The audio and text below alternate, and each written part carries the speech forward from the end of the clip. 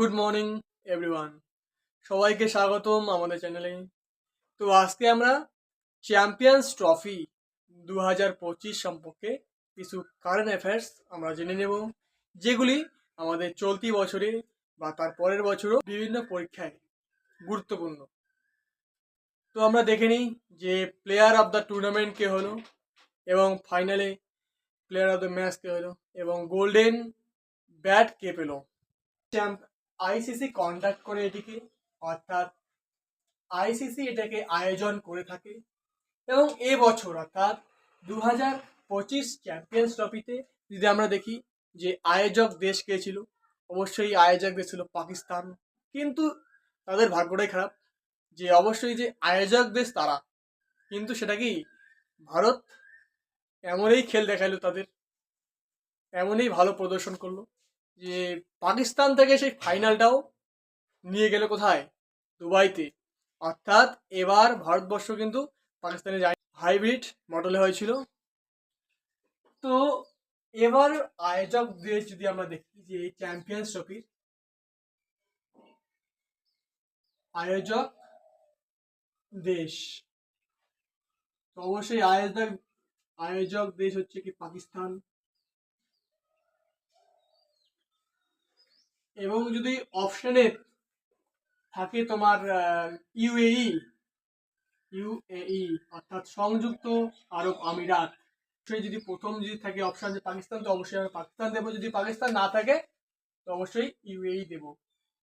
এই যে আইসিসির ফুল ফর্ম কি আমরা দেখি, আইসিসি যে কন্ডাক্ট করে এই যে তোমার চ্যাম্পিয়ন্স ট্রফি যে তোমার টুর্নামেন্টটাকে, তো এই আইসিসির ফুল ফর্ম যদি আমরা দেখি, তো আইসিসির ফুল ফর্ম হচ্ছে কি ইন্টারন্যাশনাল ক্রিকেট কাউন্সিল, হচ্ছে এই আইসিসির ফুল ফর্ম।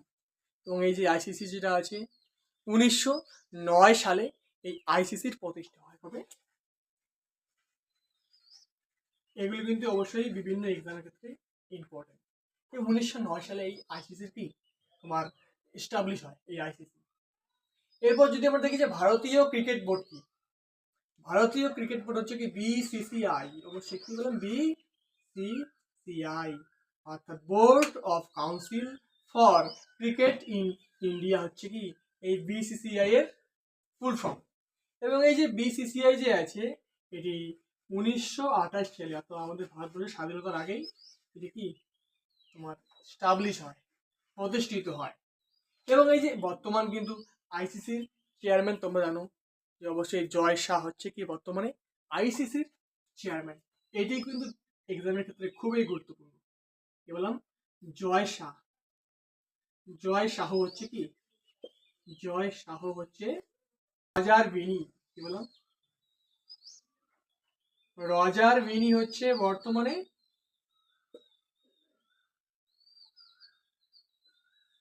বিসিসি এর প্রেসিডেন্ট। চ্যাম্পিয়ন্স ট্রফি, এই চ্যাম্পিয়ন্স ট্রফি কিন্তু 1998 সাল থেকে এটি ক্রিকেটে কি হয় সংযুক্ত করা হয় এই টুর্নামেন্টটাকে। কবে থেকে? 1998 থেকে, অর্থাৎ 98 থেকে এই যে আইসিসি যে টুর্নামেন্টটা এটি শুরু করে ক্রিকেটে। এবং এই 1998 সালে যদি আমরা দেখি যে প্রথম আইসিসি টুর্নামেন্ট, অর্থাৎ তোমার এই যে চ্যাম্পিয়ন্স ট্রফি হয়েছিল। এবং এই প্রথম চ্যাম্পিয়ন্স ট্রফির উইনার ছিলেন কে? দক্ষিণ আফ্রিকা। কি বললাম, দক্ষিণ আফ্রিকা হচ্ছে চ্যাম্পিয়ন হয়েছিল, অর্থাৎ চ্যাম্পিয়ন্স ট্রফিতে। 2025 সালের আইসিসি চ্যাম্পিয়ন্স ট্রফি নিয়ে 3বার ভারত কি আইসিসি চ্যাম্পিয়ন্স ট্রফি পেল। কবে কবে? একটি পেয়েছিল 2002 সালে শ্রীলঙ্কা এবং ভারত, শ্রীলঙ্কা ও ভারত সংযুক্ত আকারে পেয়েছিল। ঠিক আছে, এরপরে ভারত পেয়েছিল, তখন কিন্তু ভারতের কি যে ক্যাপ্টেন ছিল সৌরভ গাঙ্গুলি, অর্থাৎ দাদা।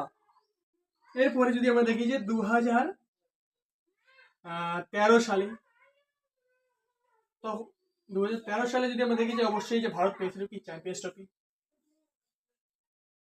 এটি দ্বিতীয়বার, তখন কিন্তু ভারতের ক্যাপ্টেন কে ছিল মহেন্দ্র সিং ধোনি, মাহি ভাই।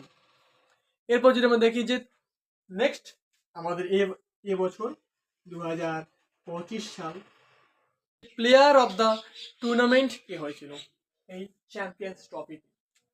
দেখি player of the tournament,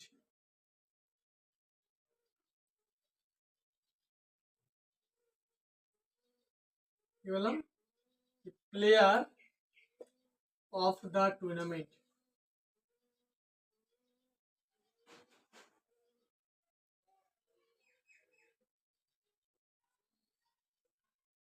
player of the tournament হয়ে কি রচিন রবীন্দ্র, কি বললাম, রচিন রবীন্দ্র হয়েছে কি প্লেয়ার অফ দ্য টুর্নামেন্ট হয়েছিল, অর্থাৎ সব থেকে বেশি রান হয়েছিল রচিন রবীন্দ্র।